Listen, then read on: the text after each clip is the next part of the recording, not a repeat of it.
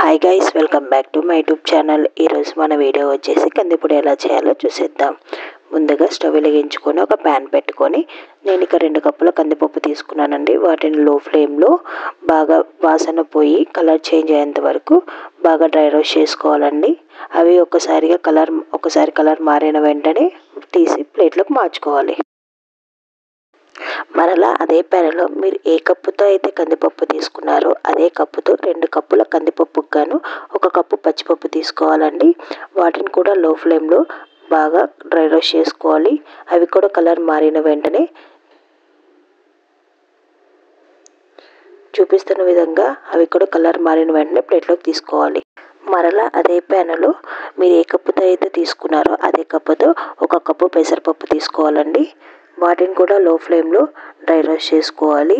అవి కొంచెం రోస్ట్ అయిన వెంటనే దాంట్లోనే నేను ఇక 1 టేబుల్ స్పూన్ జీలకర్ర వేసుకున్నానండి. వాటిని కూడా బాగా ఫ్రై చేసుకోవాలి.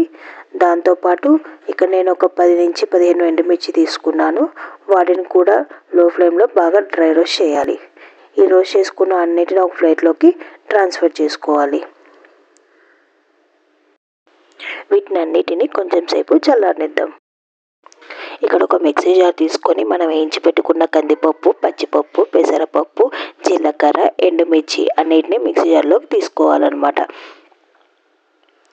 దాంట్లో ఇక్కడ నేను 2 టేబుల్ స్పూన్ సాల్ట్, మీకు రుచి పడినంత సాల్ట్ని యాడ్ చేసుకోండి. అదేవిధంగా టేస్ట్కి తగ్గట్టుగా ఇంగువ తీసుకొని మిక్సీ పెట్టుకోవాలి. మీరు మిక్సీ పట్టుకున్న ఈ పొడిని ఒక జార్లో ట్రాన్స్ఫర్ చేసుకోవచ్చు. ఇది ఇడ్లీలోకి కానీ దోశల్లోకి కానీ చాలా బాగుంటుందండి. వేడివేడి అన్నంలో నెయ్యి వేసుకొని తిన్నా బాగుంటుంది. ఇది ఎన్ని రోజులైనా నిల్వ ఉంటుంది అన్నమాట.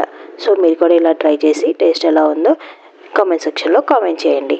Please don't forget to like, share and subscribe. Thank you for watching.